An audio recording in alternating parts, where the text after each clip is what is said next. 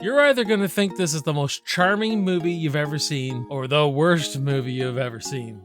Let's talk about Rhinestone. Copy, you're calling Raven. Payback time. Come with me if you want to live.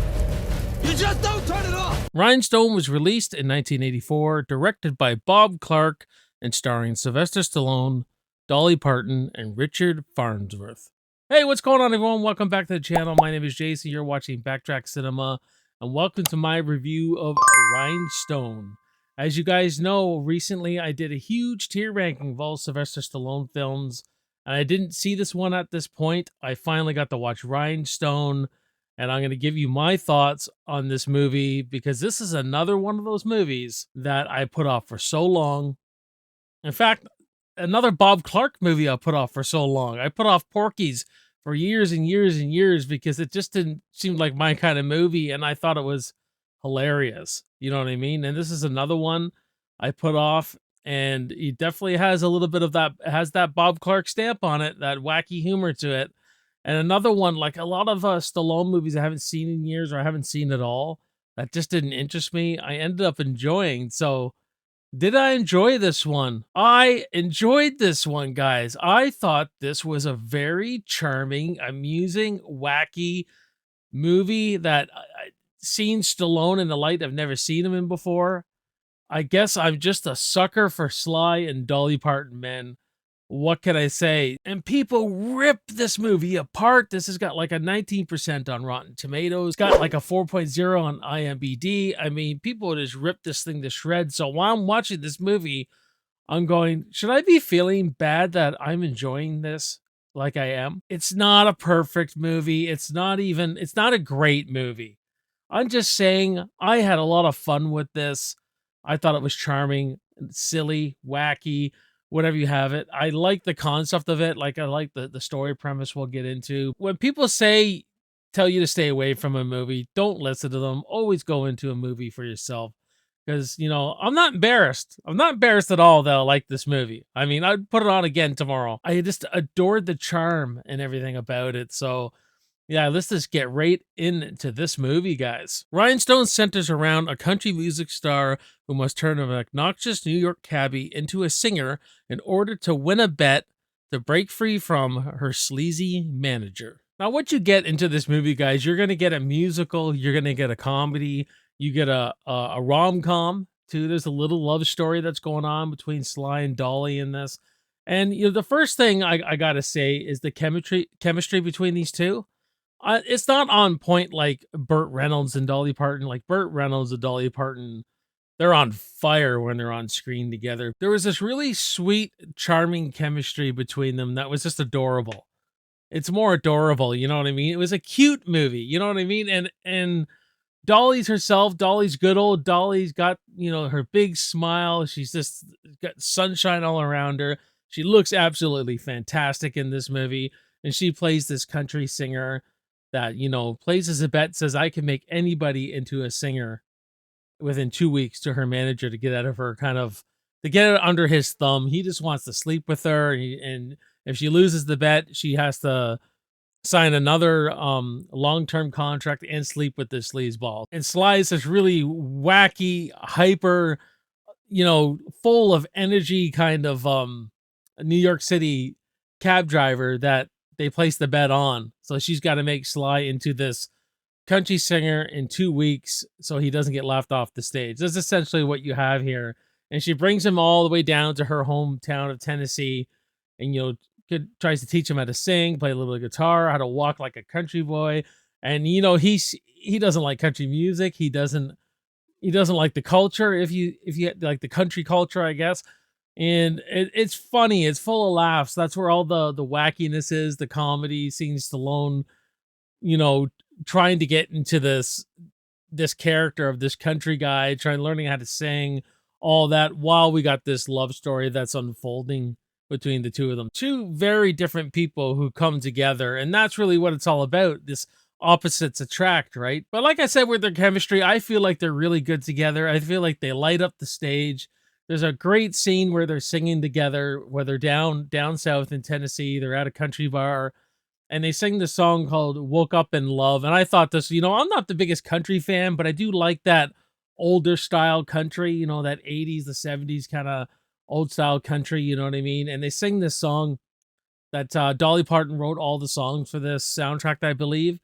And I thought this was the best part in the movie. To have a body such as that Ain't so bad, just a physical attraction. You see these two actors, Stallone and Dolly, just really, really having fun together. It was really great. And then you have this side plot of, Dolly Parton's ex boyfriend's down there giving Sly a hard time and everything like that. She doesn't want Sly to fight. This guy keeps egging him on and stuff like that. Just a fun little scene with a lot of charm to it. As far as their separate performances go, Dolly Parton, I have seen her in better movies. I'll be honest with you that I don't think this is her greatest character, but I still love her in this movie.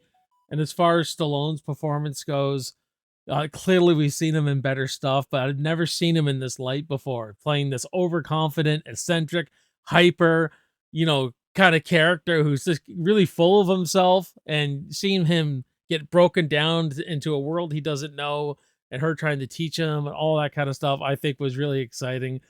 He really did the wacky physical humor quite well. I really liked that. I liked Bob Clark's direction in this. He always brings wacky characters. He always does some wacky humor, physical comedy.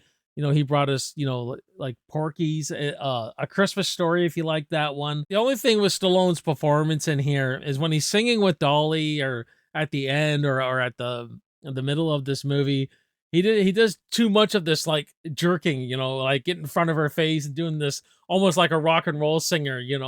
He's really trying to get into it. I think they just could have pulled him back a little there. So he looks like he has freaking Tourette's, man. But it's also funny at the same time, right? And for years I heard Stallone's horrible in this movie. Stallone's horrible in this movie. I think that's the point, isn't it? Isn't that the point, that you got this guy who could never in a million years be a country singer? He's supposed to be bad. And like, he's awful when he first shows her that his singing voice and everything. And the fact that the fact that at the end of this movie, he wins a crowd over his way, and he can get himself through a song just enough. That's the win in itself. You know what I mean? Rocky with country music, but there's just so much charm. You're going to hear that word a lot.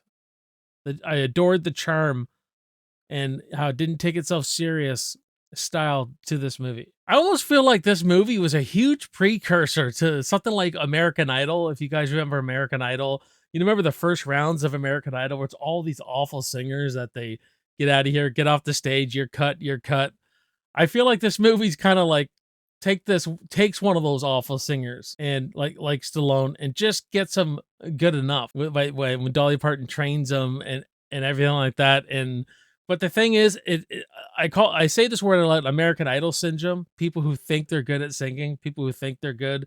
This kind of happens to Stallone, and this is his character arc, where she's like, well, if we win the bet, that you can go back and get your cab, because he wrecked the cab, so he wants to buy a new cab. This is not a very ambitious character, you know what I mean? He just wants his cab, wants to finish driving his cab around, and make money, and that's what he wants to do for a job and everything like that. But when he learns how to sing a bit, and he's telling Dolly, I'm not going back to that. I'm going to be like, I'm a singer now. And she bursts his bubble, and this is where we get this conflict. But then they make up like a rom-com does and everything like that.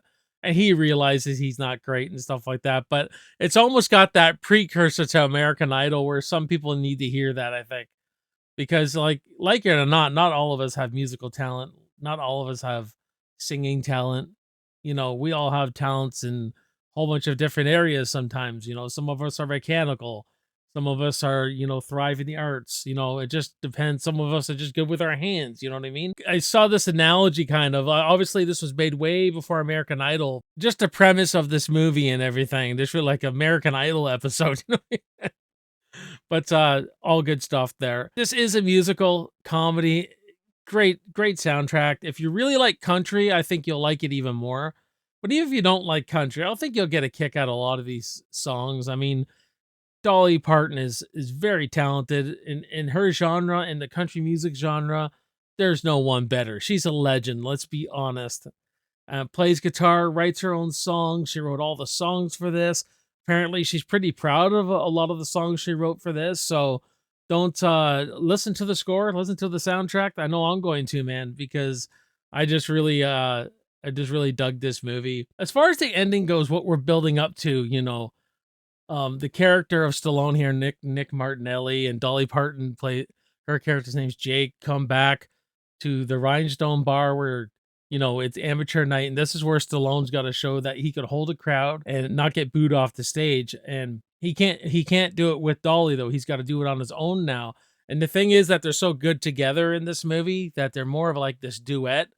So, and of course, we see him struggle. And then he wins the crowd his way with his really over the top, eccentric way of entertaining. And then he kind of just sings and he wins them over, and by just being himself. And that's what it's all about, being yourself. But I just thought there'd be a little bit of more of an emotional impact. I think maybe just directed well. Maybe the way they did maybe picked a better song for this part in the movie. But, he wins the crowd. It's still good and everything. But a lot of movies like this, like something like Crossroad with the guitar battle at the end where it's building, there's so much build up but the ending's so great when it's executed. Or a lot of musicals like this where they got to get on stage at the end, or a sports movie where it's the last game. This is like this is overtime now. This is the last, this is the last round, so to speak. And I thought it would have a bigger emotional punch. I thought it'd have something where you're fist pumping, but he does get to bring Dolly on the stage, and it ends with them singing, which is fantastic. So, it's not perfect, but it's not even great, guys, to be honest with you. This is I just adored it with its charm. It was witty. I love the comedy in it.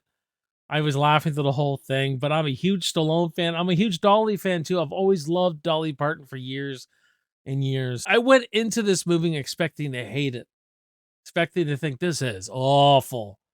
And that's what I hear online all the time. It's just awful. Like, don't subject yourself to this movie.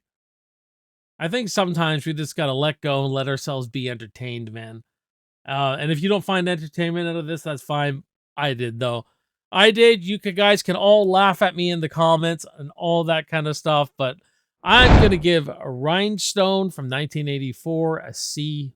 So what about you guys? What did you think of Rhinestone? Do you agree with me, or do you think I'm out to lunch? Let me know in those comments. We'll have a great discussion on Rhinestone and all that jazz. If you're new to the channel, please subscribe to the channel if you like this kind of content. My name is Jason. You're watching Backtrack Cinema. Right below there is the next video you should watch and go down the rabbit hole on the channel. I'll see you next time, and I'll see you in the movies. Cheers.